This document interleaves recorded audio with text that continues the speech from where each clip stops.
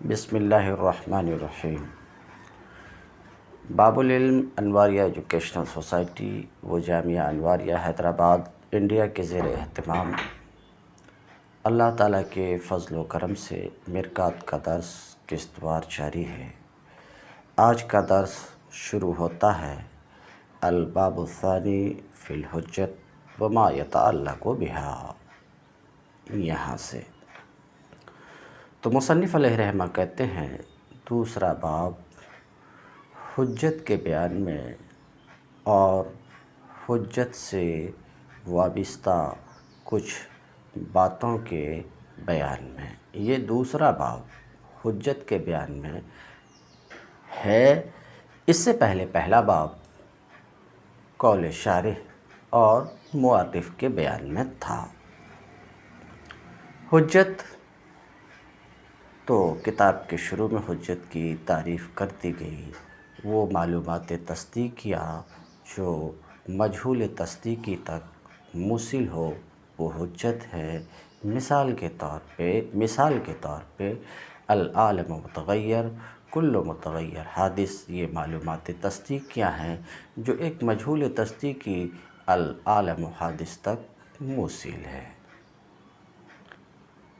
اب یہ تو رہی حجت، معلومات تصدیقیہ جو مجہول تصدیقی تک موصل ہو، یہ ہے حجت۔ مگر آپ نے دیکھا کہ حجت تیار ہوتی ہے چند قضایا سے، اور قضیہ تیار ہوتا ہے موضوع، محمول، نسبت سے۔ تو ظاہر سی بات ہے کہ حجت موقوف قضایا پہ اور قضیہ موقوف موضوع، محمول اور نسبت پہ، اور موضوع مختلف طرح کا ہوتا ہے اور نسبت بھی مختلف طرح کی ہوتی ہے کہ کوئی نسبت ضروری ہوتی ہے، کوئی دائمی ہوتی ہے، وغیرہ وغیرہ۔ تو ظاہر سی بات ہے قضیہ کا جب ان چیزوں پر وجود موقوف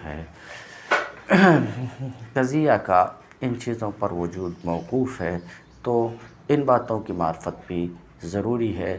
تو اس دوسرے باب میں جہاں معلومات تصدیقیہ موصلہ الی المجہول تصدیقی کا بیان ہوگا، وہیں ان باتوں کا بھی بیان ہوگا جن پر معلومات تصدیقیہ موصلہ الی المجہول تصدیقی موقوف ہیں، اور وہ مثال کے طور پر قضیہ ہے، موضوع ہے، محمول ہے، نسبت ہے، نسبت کی کیفیتیں ہیں، پھر موضوع کا کلی ہونا ہے، افراد کی مقدار وغیرہ کا بیان ہونا ہے۔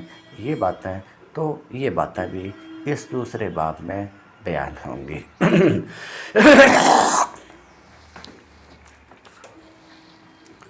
تو دوسرا باب حجت کے بیان میں اور حجت سے وابستہ امور کے بیان میں یہ دوسرا باب ہے۔ فصل فی القضایا، یہ فصل قضایا کے بیان میں ہے۔ قضایا قضیہ کی جمع ہے، قضیہ کی جمع قضایا ہے۔ چونکہ قضیہ کی کئی قسمیں ہیں، حملیہ ہے، شرطیہ ہے۔ حملیہ ہے تو موجبہ ہے، سالبہ ہے۔ شرطیہ ہے تو متصلہ ہے، منفصلہ ہے، لزومیہ ہے، اتفاقیہ ہے، انادیہ ہے، مانعۃ الجمع ہے، مانعۃ الخلو ہے۔ بہت سی قسمیں ہیں۔ اس وجہ سے اس کی تعبیر قضایا سے مصنف نے کی کہ یہ فصل قضیوں کے بیان میں ہے۔ یہ فصل قضیوں کے بیان میں ہے، قضایا کے بیان میں ہے۔ القضیۃ قول یحتمل الصدق والکذب، مصنف اس عبارت سے قضیہ کی تعریف کر رہے ہیں، مگر تعریف میں داخل ہونے سے بہتر میں یہ سمجھتا ہوں کہ پہلے ایک دو مثالوں کے ذریعے سے ہم قضیہ کو سمجھیں۔ ماسبق میں نسبت تامہ خبریہ کا بیان میں ابتدائی درس میں کر چکا ہوں۔ دیکھیے، ہمارا قول زید عالم قضیہ ہے۔ ہمارا قول زید بیوقوف نہیں ہے قضیہ ہے۔ ہمارا قول اگر آپ محنت سے پڑھو گے تو کامیاب ہوگے قضیہ ہے۔ ہمارا قول یہ بچہ یا تو حافظ ہے یا قاری ہے، قضیہ ہے۔ تو یہ جو میں مثالیں رکھا آپ کے سامنے، یہ قضایا ہے۔ اب جتنی بھی مثال آپ کے سامنے ہم نے رکھا نحو کی زبان میں، یہ سب جملے خبریہ ہے۔ زید عالم ہے، زید بیوقوف نہیں ہے، اگر آپ محنت سے پڑھو گے تو کامیاب ہوگے۔ یہ جتنی بھی مثالیں ابھی میں آپ کے سامنے رکھا، یہ سب جملے خبریہ ہے نحو کی زبان میں۔ تو آپ تو سمجھیں کہ نحوی حضرات جنہیں جملے خبریہ کہتے ہیں، نحوی حضرات جس کو خبر کہتے ہیں، اسی کو منطقی حضرات قضیہ کہتے ہیں۔ اب قضیہ منطقیوں کے یہاں کس کا نام ہے؟ تو کہتے ہیں القضیۃ قول۔ قضیہ وہ قول ہے جو صدق اور کذب کا محتمل ہو۔ دوسرے لفظ میں قضیہ کی یہ تعریف بھی کی جاتی ہے کہ قضیہ وہ قول ہے جس کے قائل کو اس قول میں سچا یا جھوٹا کہا جا سکے، یہ قضیہ ہے مناطقہ کے یہاں۔ بہرحال مصنف قضیہ کی تعریف کر رہے ہیں، القضیۃ قول۔ قضیہ کیا ہے؟ قول ہے۔ ذرا نظر کیجئے، مناطقہ کے محاورے میں مرکب پر قول کا لفظ بولا جاتا ہے۔ ان کی زبان میں مرکب کو قول کہا جاتا ہے۔ اب یہ مرکب خواہ لفظ مرکب ہو، جیسے زید عالم، یہ لفظ مرکب ہے، تو مناطقہ کی اصطلاح میں قول لفظ مرکب پر بھی بولا جاتا ہے، اور قول مفہوم مرکب پر بھی مناطقہ کے یہاں بولا جاتا ہے۔ مفہوم مرکب یہی زید عالم کا جو مفہوم ہے، زید عالم کا جو مفہوم ہے وہ مفہوم مرکب ہے۔ تو آپ نے محسوس کیا کہ منطقی حضرات قول لفظ قول کا اطلاق مرکب پر کرتے ہیں۔ یہ مرکب خواہ یہ مرکب مفہوم ہو یا یہ کہ ملفوظ ہو، یعنی لفظ مرکب ہو یا مفہوم مرکب ہو، تو لفظ مرکب پر بھی قول کا اطلاق کرتے ہیں اور مفہوم مرکب پر بھی قول کا اطلاق کرتے ہیں۔ لفظ مرکب، مفہوم مرکب دونوں دیکھ چکے۔ تو جیسے آپ نے کہا زید عالم، یہ لفظ مرکب ہے، اس پر بھی مناطقہ قول کا اطلاق کرتے ہیں، اور زید عالم کا جو مفہوم ہے وہ مفہوم مرکب ہے۔ یہیں سے یہ بات معلوم ہوتی ہے کہ قضیہ دو طرح کا ہوتا ہے، ایک ملفوظہ، ایک معقولہ۔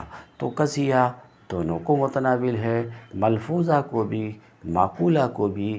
آپ کا قول زید عالم، یہ قضیہ ملفوظہ ہے، اور زید عالم کا مفہوم یہ قضیہ معقولہ ہے۔ اور ظاہر سی بات ہے مناطقہ کے یہاں معتبر قضیہ معقولہ ہی ہے، مگر قضیہ معقولہ پر قضیہ ملفوظہ دال ہوتا ہے، اس لیے ان کی توجہ قضیہ ملفوظہ میں بھی ان کی توجہ رہتی ہے، قضیہ ملفوظہ کے قضیہ معقولہ پر دلالت کرنے کی وجہ سے۔ اس بات کو سمجھنے کے بعد کہ مناطق قول کا اطلاق مرکب پر کرتے ہیں، خواہ وہ لفظ مرکب ہو خواہ مفہوم مرکب ہو۔ اب ہم دیکھتے ہیں قضیہ کی تعریف مصنف جو کر رہے ہیں، جن تعریف میں جن قیود کو لا رہے ہیں، ان قیود کے فوائد کو سمجھنے کی کوشش کرتے ہیں کہ قضیہ کی تعریف القضیۃ قول، قضیہ قول ہے۔ میں جو گفتگو کرنے جا رہا ہوں اس سے میرا مقصد ابھی سر دست ہے کہ یہ تعریف جامع اور مانع ہے۔ کئی بار میں آپ کو بتا چکا ہوں، تعریف کے جامع ہونے کا مطلب یہ ہے کہ تعریف معرف کے تمام افراد کو شامل ہو، یہ جامع ہونا ہے۔ اور تعریف کے مانع ہونے کا مطلب یہ ہے کہ تعریف کسی غیر معرف کو معرف میں داخل ہونے سے منع کرے، کسی غیر معرف کو معرف میں داخل ہونے نہ دے، یہ مانع ہونے کا مطلب ہے۔ تو میں جو گفتگو کرنے جا رہا ہوں، یہ گفتگو کا حاصل یہ کہ مصنف کی یہ بیان کردہ خبر اور قضیہ کی تعریف قول یحتمل الصدق والکذب جامع اور مانع ہے۔ اور یہ تو آپ کو معلوم ہی ہے کہ تعریف جامع اور مانع کیسے ہوتی ہے۔ اگر تعریف شے کی جنس سے قریب اور فصل قریب سے ہے، شے کی جنس اور فصل سے تعریف ہو تو وہ تعریف جامع اور مانع ہوتی ہے۔ اب آپ یہاں پر نظر کیجئے کہ یہ تعریف جو قول یحتمل الصدق والکذب سے ہے، یہ تعریف جنس اور فصل کے ذریعے سے کس طریقے سے ہے۔ اگر ایسا ہے کہ جنس اور فصل کے ذریعے سے، جنس قریب اور فصل قریب کے ذریعے سے ہے، تو کھلی ہوئی بات ہے کہ یہ تعریف جامع اور مانع ہے۔ اب ہمیں دیکھنا ہے کہ اس میں جنس کون ہے اور فصل کون ہے، اور کس طرح سے کوئی اس میں فلاں لفظ جنس ہے، فلاں جنس ہے، یہ دیکھنا ہے۔ تو القضیۃ قول، قضیہ کس کا نام ہے؟ قول کا نام ہے۔ قول ابھی آپ نے سنا کہ کسے کہتے ہیں؟ مرکب کو کہتے ہیں۔ قضیہ قول ہے اور قول مرکب ہے، تو انہوں نے کیا کہا؟ قضیہ مرکب ہے، قضیہ مرکب ہے۔ اب جب انہوں نے یوں کہا کہ قضیہ قول ہے تو کہہ دیا کہ مرکب ہے، قضیہ مرکب ہے، تو قول یہ جنس ہے۔ کیونکہ جنس کثیرین مختلفین بالحقائق پر ما ہوا کے جواب میں بولی جاتی ہے، ما ہوا کے جواب میں بولی جاتی ہے کہ قول، یہ مصنف کا قول یہ متناول ہے کس کو؟ تمام الفاظ تامہ خبریہ کو،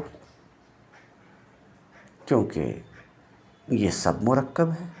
اسی طور پر انشاءات، امر، نہی، استفہام، تمنی وغیرہ کو بھی متناول ہے۔ کیونکہ وہ بھی مرکب ہے۔ تو مصنف کا قول یہ تمام اقوال تامہ خبریہ کو متناول ہے، تمام اقوال تامہ انشائیہ کو متناول ہے۔ اسی طریقے سے مصنف کا قول متناول ہے اقوال ناقصہ، یعنی مرکبات توصیفیہ، مرکبات اضافیہ، ان سب کو بھی متناول ہے۔ اب مثالوں کی روشنی میں زید عالم، یہ بھی قول ہے۔ اجلس، ہاں ہونا، یہ بھی قول ہے۔ لا تتکلم، یہ بھی قول ہے، یہ بھی قول ہے۔ لیت زیدن حاضر، یہ بھی قول ہے۔ اسی طریقے سے غلام زیدن یہ بھی قول ہے، ولد مجتہد یہ بھی قول ہے۔ تو قول مرکب کو کہتے ہیں، قول مرکب کو کہتے ہیں، اور اقوال تامہ خبریہ، اقوال تامہ انشائیہ، مرکبات اضافیہ، مرکبات توصیفیہ، یہ سب قول ہے۔ تو قول، جب انہوں نے کہا القضیۃ قول، تو یہ قول ان سب کو متناول ہے، مرکبات تامہ خبریہ، مرکبات تامہ انشائیہ، مرکبات اضافیہ، مرکبات اضافیہ، مرکبات توصیفیہ، ان سب کو شامل ہے، ان سب کو شامل ہے، سمجھ رہے ہیں؟ ان سب کو، یعنی ان سب پر قول محمول ہے۔ مثلا اگر یہ سوال ہو غلام زید ولد مجتہد زید عالم، زید عالم اجلس ہاں ہنا، ما ہے جواب قول۔ تو قول وہ ہے جو کثیرین مختلفین بالحقائق پر ما ہوا کے جواب میں بولا گیا، لہٰذا قول جب ایسا ہے کہ یہ کثیرین مختلفین بالحقائق پر ما ہوا کے جواب میں محمول ہوتا، تو قضیہ کی تعریف قول سے، یہ قضیہ کی تعریف اس کی جنس سے ہے۔ قضیہ کی تعریف کس سے ہے؟ جنس سے ہے۔ تو جب انہوں نے کہا القضیۃ قول، تو یہ قضیہ کی تعریف قضیہ کے جنس سے ہوئی، کیونکہ قول قضیہ کی جنس ہے، جیسے کہ حیوان انسان کی جنس ہے کہ حیوان انسان پر بھی بولا جاتا ہے، فرس محمول ہوتا ہے، فرس اور حمار پر بھی محمول ہوتا ہے۔ اسی طریقے سے قول قضیہ پر بھی محمول ہوتا ہے اور غیر قضیہ پر بھی محمول ہوتا ہے۔ تو قول قضیہ کی جنس ہے۔ تو اب قول کے ذریعے سے قضیہ کی تعریف، یہ قضیہ کی تعریف اس کی جنس کے ذریعے سے ہوئی۔ آگے یحتمل الصدق والکذب، وہ قول، قضیہ اس قول کا نام ہے جو صدق اور کذب کا محتمل ہو، اس قول کا نام ہے جو صدق اور کذب کا محتمل ہو، جس میں صدق اور کذب کی گنجائش ہو، قضیہ اس کا نام ہے۔ یہ قید یحتمل الصدق والکذب، یہ قید یحتمل الصدق والکذب فصل ہے۔ کیسے فصل ہے؟ وہ قول جو صدق و کذب کا یہ فصل ہے، یحتمل الصدق والکذب، کیونکہ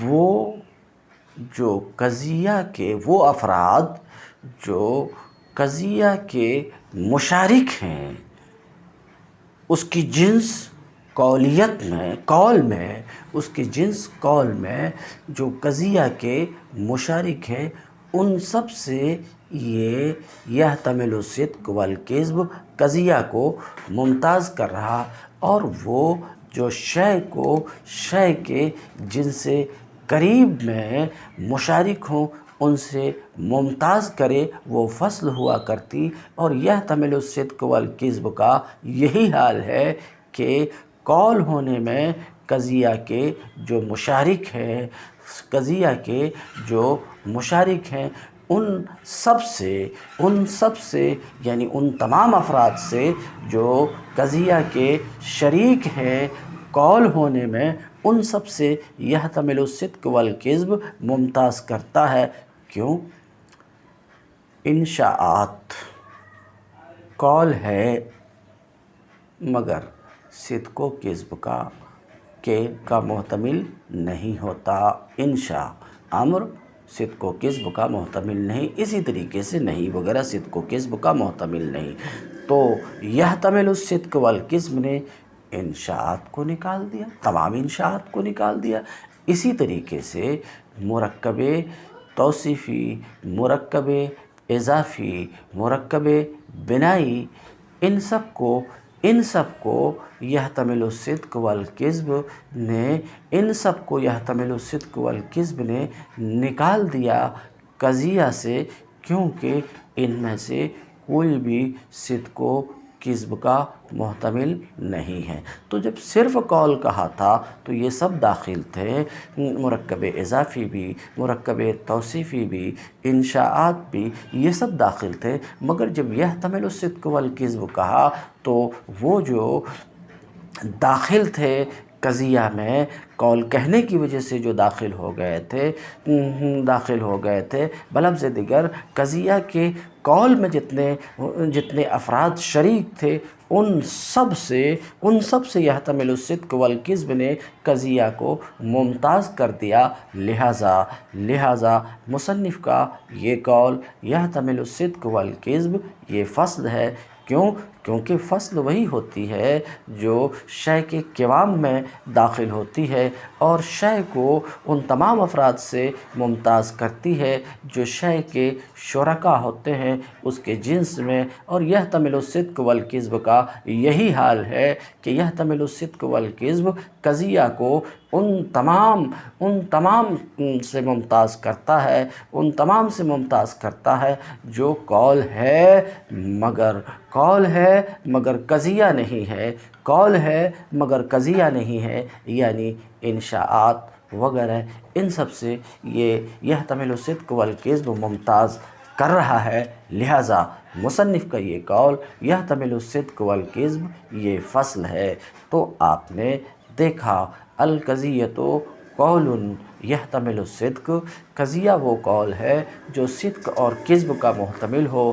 یہ قضیہ کی تعریف جنس اور فصل کے ذریعے ہے، لہٰذا یہ تعریف جامع اور معنی ہے۔ اب آپ کو بات سمجھ میں آئی کہ قضیہ، ہر قول کو قضیہ نہیں کہہ سکتے، ہر قول قضیہ نہیں ہوتا، قضیہ وہی قول ہوتا ہے جس میں صدق اور کذب کا احتمال ہو، وہی قول قضیہ ہوتا ہے۔ تو زید عالم میں صدق اور کذب کا احتمال ہے، اگر سورج طلوع ہے تو دن موجود ہے، صدق و کذب کا احتمال ہے، یہ عدد زوج ہے یا فرد، یہ وہ قول ہے جس میں صدق اور کذب کا احتمال ہے، اس لیے یہ قضایا ہیں۔ تو قضیہ اس قول کو کہیں گے جس میں صدق اور کذب کا احتمال ہے، مگر جس قول میں صدق اور کذب کا احتمال نہیں ہے، جیسے آپ یہاں سے چلے جاؤ، یہ قول ہے مگر صدق و کذب کا احتمال نہیں ہے، تو یہ قضیہ نہیں ہے۔ زید کا غلام قول ہے مگر یہاں صدق اور کذب کا احتمال نہیں ہے، اس لیے غلام و زیدن کو قضیہ نہیں کہا جا سکتا، قضیہ نہیں ہے۔ اسی طریقے سے ولد مجتہد یقیناً قول ہے مگر صدق اور کذب کا محتمل نہیں ہے، اس لیے یہ بھی قضیہ نہیں ہے۔ القضیۃ قول یحتمل الصدق والکذب، واضح رہے کہ صدق اور کذب سے کبھی قضیہ موصوف ہوتا ہے تو اس وقت معنی یہ ہے کہ قضیہ واقعے کے مطابق ہے یا واقعے کے مطابق نہیں ہے۔ اسی پر ان کے اس قول کی بنیاد ہے جو قضیہ کی تعریف میں ہے کہ قضیہ وہ قول ہے جو صدق اور کذب کا محتمل ہوتا ہے، اور صدق و کذب سے کبھی قائل موصوف ہوتا ہے۔ اس وقت ان کا معنی یہ ہے کہ خبر کا اخبار کا واقعے کے مطابق ہونا اور واقعے کے مطابق نہ ہونا، اسی پر ان کے اس قول کی بنیاد ہے کہ قضیہ وہ قول ہے جس کے قائل کو اس میں سچا یا جھوٹا کہا جائے۔ وقیل، اور قضیہ کی تعریف میں ایک قول یہ بھی ہے، ہوا قول، قضیہ وہ قول ہے جس کے قائل کو اس قول میں سچا یا جھوٹا کہا جا سکے۔ ہوا قول، ہوا کی ضمیر کا مرجع قضیہ ہے، یہ ضمیر قضیہ کی طرف راجع ہے، مگر آپ سوال کریں گے ہوا ضمیر مذکر ہے اور قضیہ مؤنث ہے، تو یہ ضمیر قضیہ کی طرف راجع کیسے ہو سکتی ہے؟ اگر یہ سوال کریں گے تو اس کا جواب یہ دیا جا سکتا ہے کہ ہوا کی ضمیر قضیہ کی طرف راجع ہے اس طور پر کہ قضیہ خبر کی تعویل میں ہے اور خبر مذکر ہے۔ اس طریقے سے اس کا جواب دیا جائے، یا یہ جواب دیا جائے کہ ہوا کی ضمیر کا مرجع قضیہ ہی ہے، مگر ضمیر مذکر اس لیے لائی گئی کہ اس کی خبر قول ہے اور وہ مذکر ہے، تو خبر کی مطابقت کے لیے ضمیر مذکر کی لائی گئی ہے۔ وہی ہے قسمان۔ قضیہ کی تعریف آپ نے سن لیا کہ جس کے کہنے والے کو سچا یا جھوٹا کہا جا سکے وہ قضیہ ہے۔ اب قضیہ کی تعریف کرنے کے بعد قضیہ کی تقسیم کر رہے ہیں تو کہتے ہیں قضیہ کی دو قسمیں ہیں، حملیہ اور شرطیہ۔ دیکھیے، زید عالم قضیہ ہے کیونکہ محتمل صدق ہے، مگر یہ حملیہ ہے۔ زید لیس بشریر، سمجھ رہے ہیں، قضیہ ہے کیوں؟ محتمل صدق و کذب ہے اور حملیہ ہے۔ اس کے برخلاف ہمارا قول، اگر سورج طلوع ہے تو دن موجود ہے، یہ غلط ہے کہ سورج طلوع ہے تو رات موجود ہے، اور ہمارا قول یہ عدد زوج ہے یا فرد ہے، یہ قضیہ ہے مگر شرطیہ ہے۔ تو قضیہ دو طرح کا ہوتا ہے، حملیہ اور شرطیہ۔ وہی ہے قسمان۔ قضیہ کی دو قسمیں ہیں، حملیہ اور شرطیہ۔ اما الحملیہ فہو ما حکم فیہا بثبوت شیء لشیء اور نفیہ عنہ کقولک زید قائم و زید لیس بقائم۔ حملیہ کسے کہتے ہیں؟ تو حملیہ وہ قضیہ ہے جس میں ایک چیز کے ثبوت کا حکم ہو دوسری چیز کے لیے، یا ایک چیز کی نفی کا حکم ہو دوسری چیز سے۔ حملیہ میں کیا ہوتا ہے؟ ایک چیز دوسری چیز کے لیے ثابت مانی جاتی ہے یا ایک چیز دوسری چیز سے منتفی مانی جاتی ہے۔ جیسے آپ کا قول زید قائم، یہ حملیہ ہے۔ یہاں نظر کیجئے، ایک چیز یعنی عالم ہونا یہ ثابت مانی گئی ہے، عالم ہونا عالمیت۔ زید قائم ہونا قیام، یہ ثابت مانی گئی، ایک چیز قیام ثابت مانی گئی ایک دوسری چیز یعنی زید کے لیے۔ تو حملیہ میں ایک چیز ثابت مانی جاتی ہے دوسری چیز کے لیے، جیسے آپ کا قول زید قائم، یہاں قیام ثابت مانی گئی زید کے لیے۔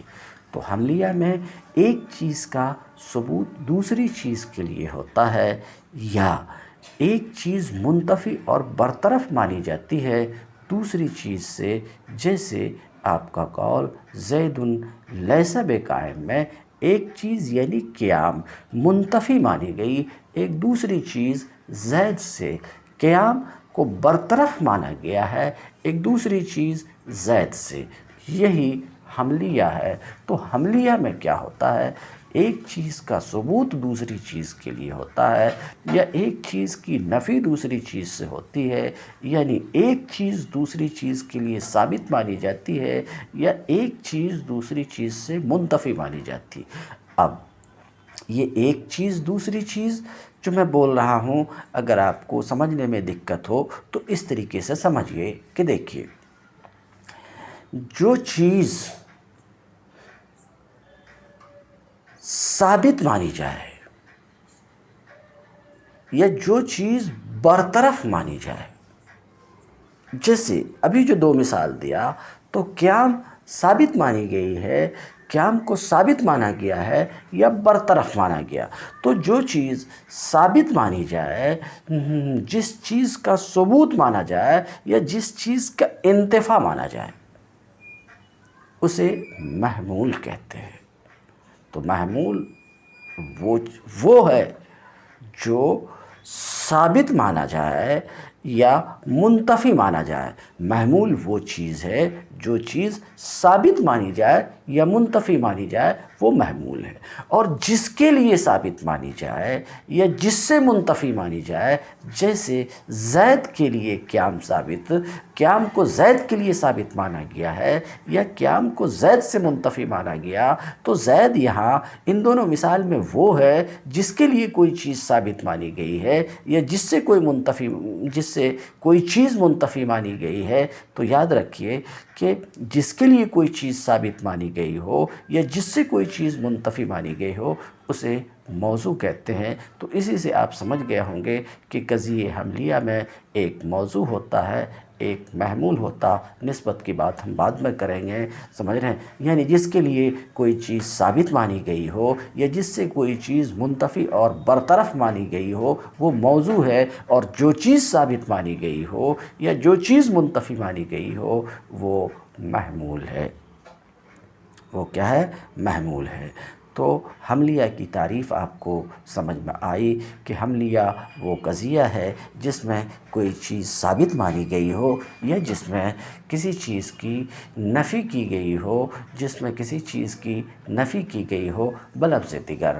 حملیہ وہ قضیہ ہے جس میں ایک چیز دوسری چیز کے لیے ثابت مانی گئی ہو، جیسے زید قائم میں قیام زید کے لیے، قیام کو زید کے لیے ثابت مانا گیا ہے، یا ایک چیز دوسری چیز سے منتفی مانی گئی ہو، جیسے زید لیس بقائم میں قیام کو زید سے منتفی مانا گیا ہے۔ کہتے ہیں اما الحملیہ فہو ما حکم فیہا، حملیہ وہ قضیہ ہے جس میں ایک چیز کے ثبوت کا حکم ہو دوسری چیز کے لیے۔ حملیہ وہ قضیہ ہے جس میں ایک چیز ثابت مانی گئی ہو دوسری چیز کے لیے، یا ایک چیز کی نفی کا حکم ہو دوسری چیز سے، یعنی یا حملیہ وہ قضیہ ہے جس میں ایک چیز منتفی مانی گئی ہو دوسری چیز سے، جیسے آپ کا قول زید قائم کہ اس قول میں آپ نے قیام کو ثابت مانا ہے زید کے لیے، اس لیے یہ حملیہ ہے۔ اور آپ کا قول زید لیس بقائم میں آپ نے قیام کو منتفی مانا ہے زید سے، قیام کو برطرف مانا ہے زید سے، اس لیے یہ بھی حملیہ ہے۔ اب رہا موجبہ سالبہ، تو اس پر بعد میں گفتگو ہوگی۔ اما شرطیہ، تو دو قسموں میں سے ایک حملیہ ہے اور دوسری قسم شرطیہ ہے۔ شرطیہ وہ قضیہ ہے جس میں ثبوت شے لشے یا نفی شے عن شے کا حکم نہ ہو۔ تو وہ قضیہ جس میں ایک چیز دوسری چیز کے لیے ثابت یا ایک چیز دوسری چیز سے منتفی نہ مانی گئی ہو، وہ شرطیہ ہے۔ ایسا بھی اس طریقے سے بھی شرطیہ کی تعریف کر سکتے ہیں کہ شرطیہ وہ قضیہ ہے جس میں اتصال یا انفصال کا حکم ہو، اتصال یا انفصال کا حکم ہو۔ آپ کہیں گے یہ اتصال کیا چیز ہے، انفصال کیا چیز ہے؟ اتصال ایک نسبت کے ثبوت کی تقدیر پر دوسری نسبت کو ثابت ماننا، یا ایک نسبت کے ثبوت کی تقدیر پر دوسری نسبت کو منتفی اور برطرف ماننا، یہ اتصال ہے۔ اگر ایک نسبت کے ثبوت کی تقدیر پر دوسری نسبت کو ثابت ماننا ہے تو یہ اتصال ایجابی ہے، اور ایک نسبت کے ثبوت کی تقدیر پر دوسری نسبت منتفی مانی گئی ہے تو یہ اتصال سلبی ہے۔ تو اتصال ایک نسبت کے ثبوت کی تقدیر پر دوسری نسبت کو ثابت ماننا، جیسے آپ کا یہ قول کہ اگر سورج طلوع ہے تو دن موجود ہے، ان کانت الشمس طالعہ فالنہار موجود۔ تو یہاں پر کیا ہے؟ ان کانت الشمس طالعہ، شمس آفتاب کے لیے طلوع کی نسبت، آفتاب کے لیے طلوع کی نسبت ثابت مان لینے کے بنا پر، یعنی آفتاب کے لیے طلوع کی نسبت ثابت ہے تو آفتاب کے لیے طلوع کی نسبت کے ثبوت کی تقدیر پر ایک دوسری نسبت ثابت مانی گئی۔ کون سی نسبت؟ نہار کے لیے دن کے وجود کی نسبت یہ ثابت مانی گئی۔ تو اتصال ایجابی ایک نسبت کے ثبوت کی تقدیر پر دوسری نسبت کو ثابت ماننا، یہ اتصال ایجابی ہے، اور اتصال سلبی ایک نسبت کے ثبوت کی تقدیر پر دوسری نسبت کو برطرف ماننا، منتفی ماننا، یہ اتصال سلبی ہے۔ جیسے آپ کا قول یہ غلط ہے کہ سورج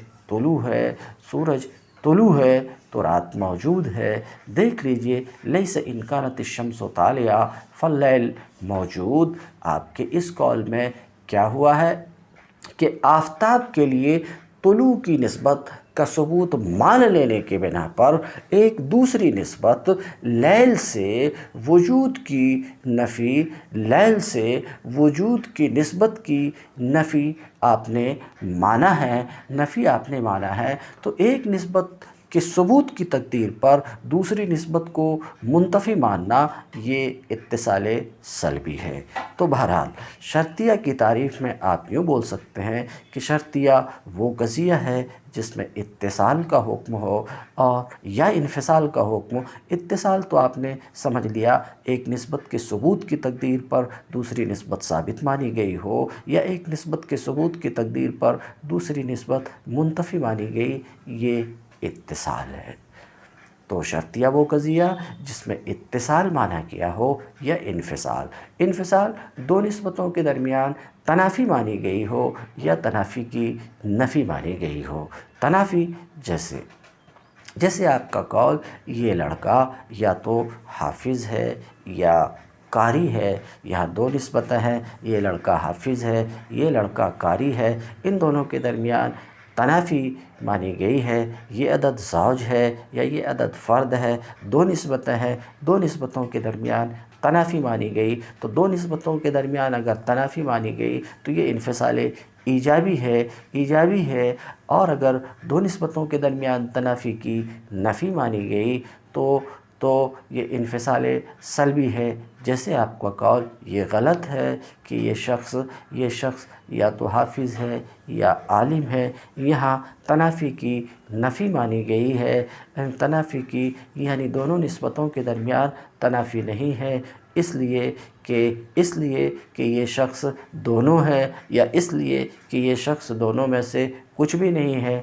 حافظ و عالم میں سے کچھ بھی نہیں ہے، تو تنافی کی نفی مانی گئی ہے۔ تو دو نسبتوں کے درمیان تنافی کی نفی مانی گئی ہو تو یہ انفصال سلبی ہے۔ تو بہرحال شرطیہ کی میں تعریف کر رہا تھا کہ شرطیہ کی تعریف ان الفاظ میں بھی کر سکتے ہیں کہ شرطیہ وہ قضیہ ہے جس میں اتصال یا انفصال کا حکم ہو، اتصال یا انفصال کا حکم ہو۔ بلفظ دیگر شرطیہ وہ قضیہ ہے جس میں ایک نسبت کے ثبوت کی تقدیر پر دوسری نسبت ثابت مانی گئی ہو، یا ایک نسبت کے ثبوت کی تقدیر پر دوسری نسبت برطرف اور منتفی مانی گئی ہو، یا دو نسبتوں کے درمیان تنافی مانی گئی ہو، یا دو نسبتوں کے درمیان تنافی کی نفی مانی گئی ہو، یہ ہے شرطیہ۔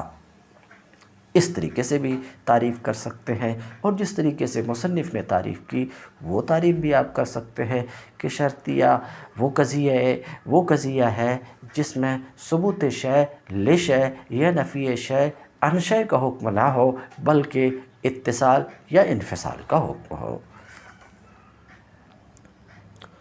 وقیل اما شرطیہ فما لا یکون فیہ ذالک الحکم، تو شرطیہ جو حملیہ کی ایک دوسری قسم ہے، تو شرطیہ وہ قضیہ ہے جس میں وہ حکم نہ ہو، یعنی ثبوت شے لشے یا نفی شے عن شے کا حکم نہ ہو، بلکہ ایک نسبت کے ثبوت کی تقدیر پر دوسری نسبت ثابت مانی گئی ہو، یا ایک نسبت کے ثبوت کی تقدیر پر دوسری نسبت منتفی مانی گئی ہو، یا دو نسبتوں کے درمیان تنافی مانی گئی ہو، یا دو نسبتوں کے درمیان تنافی کی نفی مانی گئی ہو، وہ شرطیہ ہے۔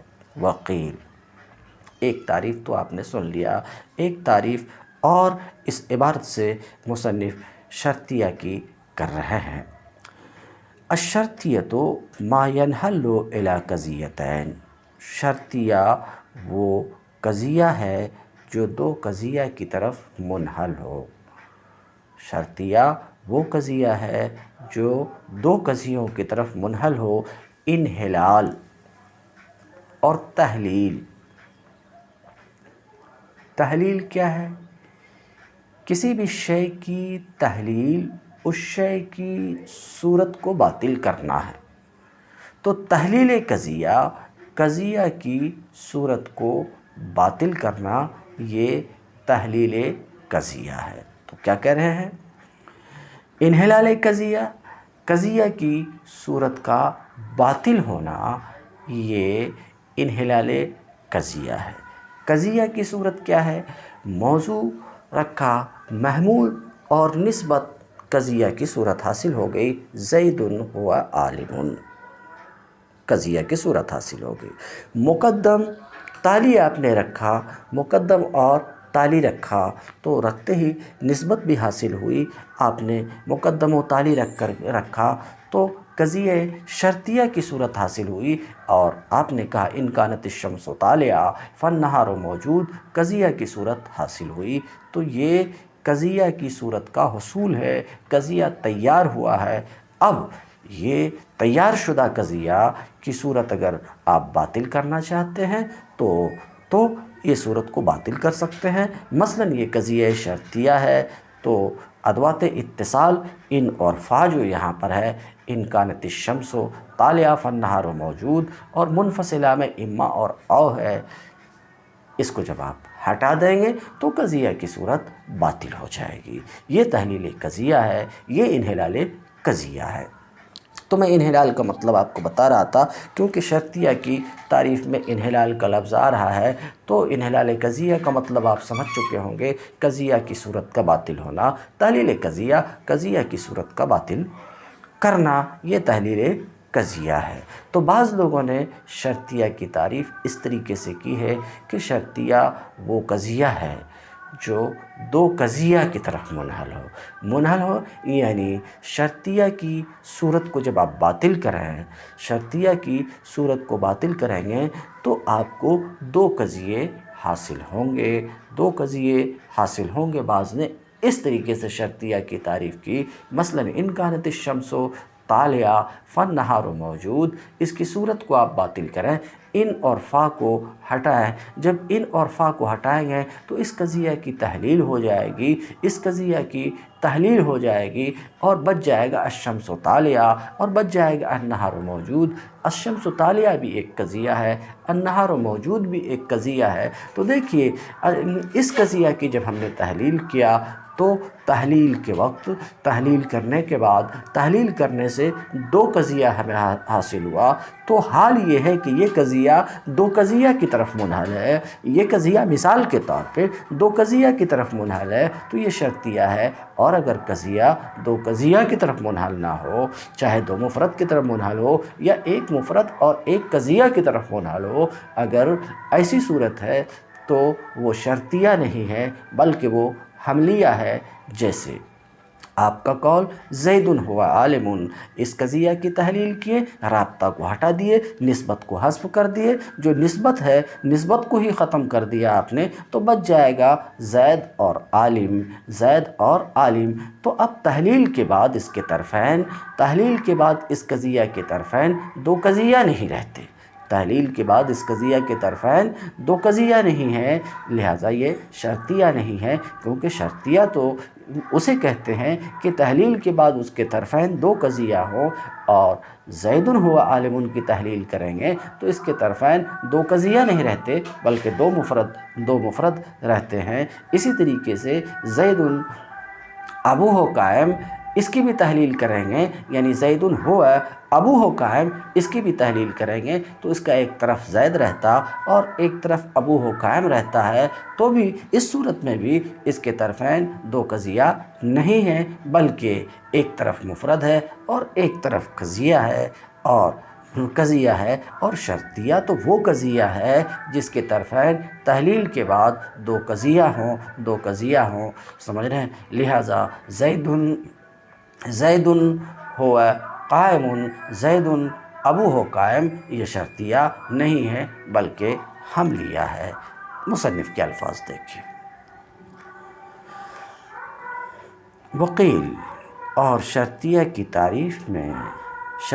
تعریف ان الفاظ میں بھی کی گئی ہے، الشرطیۃ ما ینحل الی قضیتین، شرطیہ وہ قضیہ ہے جو دو قضیہ کی طرف منحل ہو، یعنی ان دونوں میں سے ہر ایک بالقوا قضیہ ہے، ان دونوں میں سے ہر ایک کیا ہو؟ بالقوا قضیہ ہو، کہ جب آپ ادوات اتصال اور انفصال کو حذف کریں گے اور وہ شرطیہ متصلہ میں ان اور فا ہے اور شرطیہ منفصلہ میں اما اور او ہے، تو دو مرکب رہ جائیں گے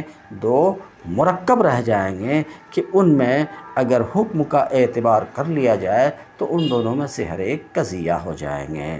بہرحال تو بعض نے کہا کہ شرطیہ وہ قضیہ ہے جو دو قضیوں کی طرف منحل ہو، جیسے ہمارا قول ان کانت الشمس طالعۃ فالنہار موجود، اور ہمارا قول لیس البتۃ اذا کانت الشمس طالعہ فاللیل موجود فاذا حذف الادوات بقی الشمس طالعہ والنہار موجود۔ فاذا حذف الادوات، تو ہمارے ان دونوں قول میں جب ادوات اتصال کو حذف کیا گیا تو باقی بچ گیا الشمس طالعہ اور النہار موجود، اور یہ دونوں کے دونوں قضیہ ہیں۔ تو دیکھیے یہ دو قضیہ کی طرف منحل ہوا، اور شرطیہ وہ ہے جو دو قضیہ کی طرف منحل ہو۔ تو بعض نے شرطیہ کی تعریف اس طریقے سے کی کہ شرطیہ وہ قضیہ ہے جو دو قضیہ کی طرف منحل ہو، اور حملیہ والحملیہ ما لا ینحل الی قضیتین، اور حملیہ وہ قضیہ ہے جو دو قضیہ کی طرف منحل نہ ہو، جیسے آپ کا قول زید ہو قائم، اس کی تحلیل آپ کریں کہ رابطہ کو، نسبت کو ختم کر دیں، جب تحلیل کریں گے تو اس کے طرفین زید اور قائم یا زید اور قائم رہ جاتے ہیں، اور ظاہر سی بات ہے کہ طرفین یہاں دو قضیہ نہیں ہے، تو حملیہ وہ قضیہ ہے جس کے طرفین دو قضیہ نہ ہو۔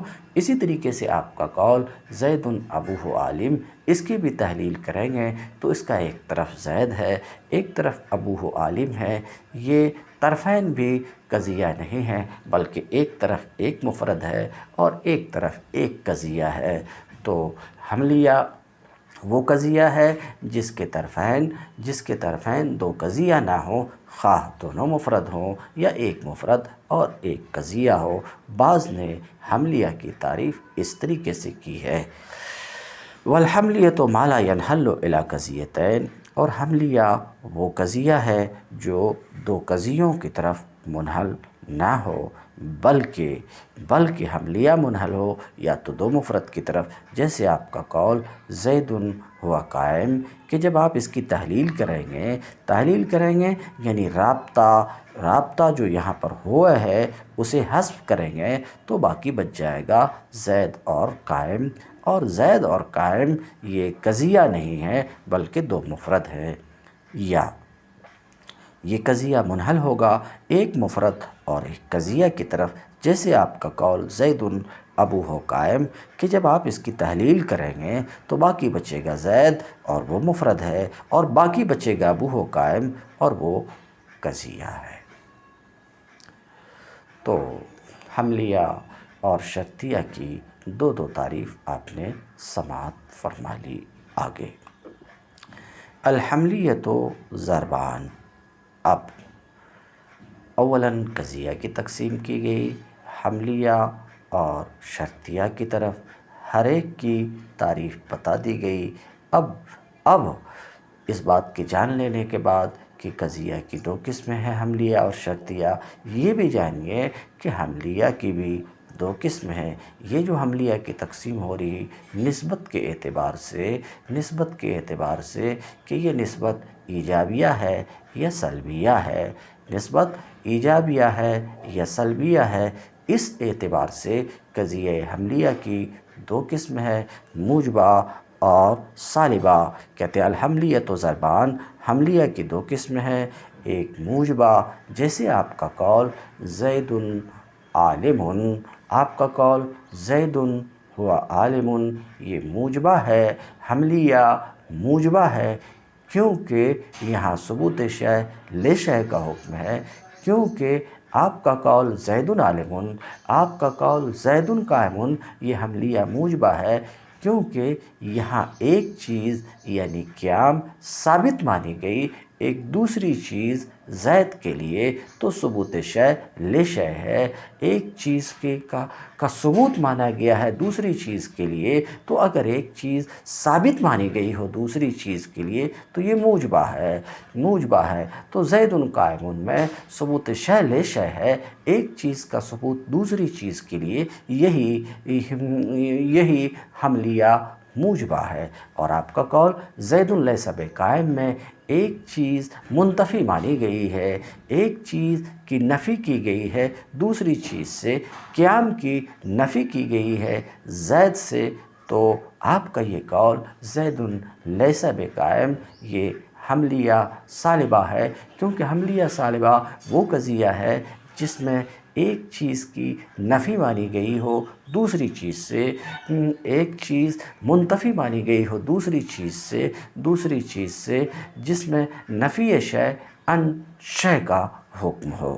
تو کہتے ہیں حملیہ کی دو قسمیں ہیں، موجبہ، پہلی قسم موجبہ حملیہ موجبہ وہ قضیہ ہے جس میں ایک چیز کا ثبوت مانا گیا ہو دوسری چیز کے لیے، جیسے زید قائم، اور دوسری قسم حملیہ کی سالبہ ہے جیسے زید لیس بقائم، اور حملیہ سالبہ وہ قضیہ ہے جس میں ایک چیز منتفی مانی گئی ہو دوسری چیز سے، پہلے کی مثال الانسان حیوان، دوسرے کی مثال الانسان، یعنی حملیہ سالبہ کی مثال الانسان لیس بفرس۔ دیکھیے یہاں فرس ہونے کی نفی کی گئی ہے انسان سے، فرس ہونا منتفی مانا گیا ہے انسان سے، تو یہاں نفی شے ان شے کا حکم ہے، اس لیے یہ حملیہ سالبہ ہے، الحملیۃ تلتئم من اجزاء ثلاثہ۔ فصل، الحملیۃ تلتئم من اجزاء ثلاثہ۔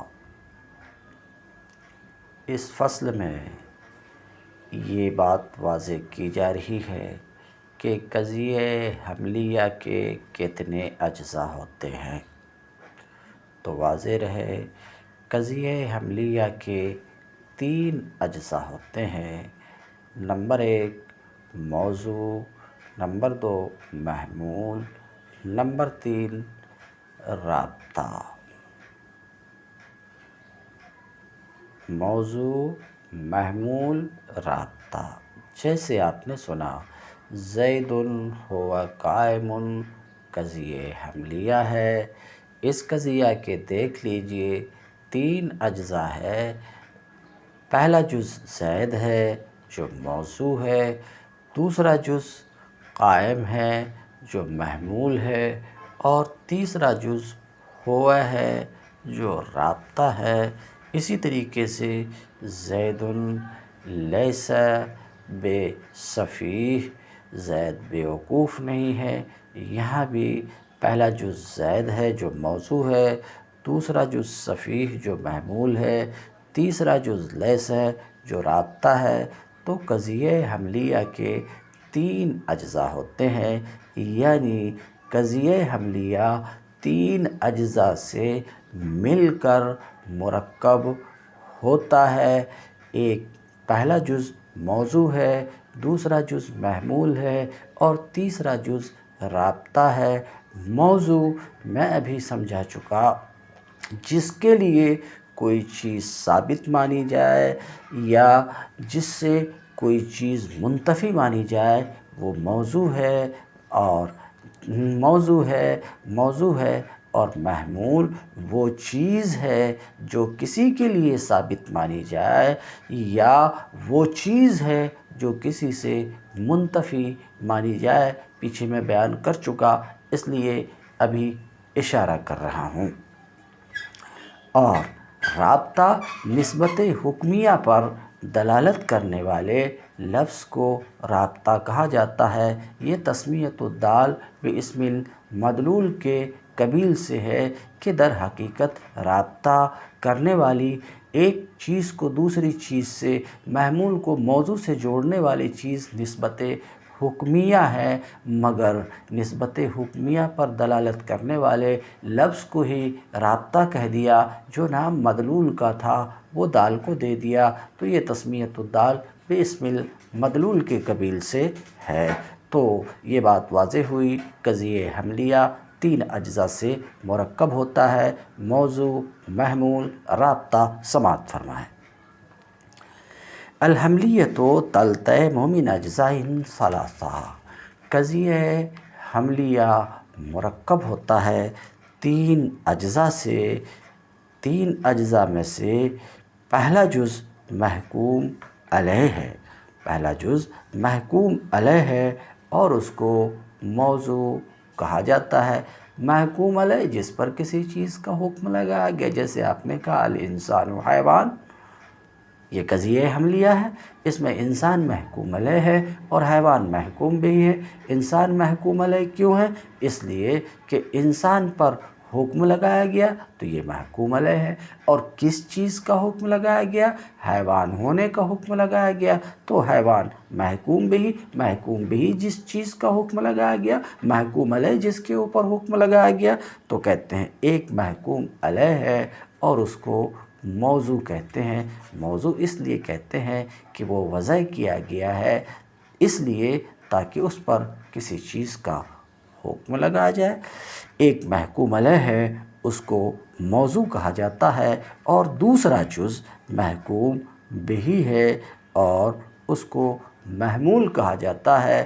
محکوم بہ کو محمول اس لیے کہا جاتا ہے کہ وہ کسی چیز پر محمول ہوتا ہے، وہ کسی چیز پر محمول ہوتا۔ جیسے حیوان یہ محمول ہے انسان پر، ہمارے قول الانسان و حیوان میں۔ اور تیسرا جز الدال علی الرابط ہے، الدال علی الرابط ہے اور اس کو رابطہ کہا جاتا ہے۔ میں بیان کر چکا ابھی۔ تو آپ کے قول زید ہو قائم میں زید محکوم علیہ ہے، موضوع ہے، قائم محکوم بہ ہے اور محمول ہے، اور لفظ ہوئے نسبت اور رابطہ ہے، ہوئے نسبت اور رابطہ ہے۔ سمجھ رہے ہیں؟ تو آپ کے قول زید ہوا قائم میں زید موضوع اور قائم محمول ہوئے رابطہ ہے۔ وقد تحذف الرابطہ فی اللفظ۔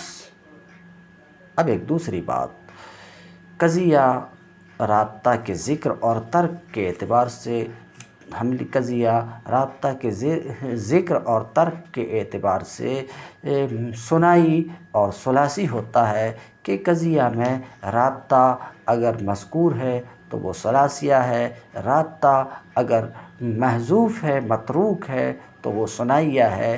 یعنی عربی زبان کا حال یہ ہے کہ عربی زبان میں کبھی رابطہ کو ذکر بھی کیا جاتا ہے اور کبھی رابطہ کو چھوڑ بھی دیا جاتا ہے، کیونکہ ذہن اس کی طرف منتقل ہو جاتا ہے۔ لہٰذا ہم دیکھتے ہیں کہ عربی زبان میں یوں بھی بولا جاتا ہے زید ہوا قائم، اور یوں بھی بولا جاتا ہے زید قائم۔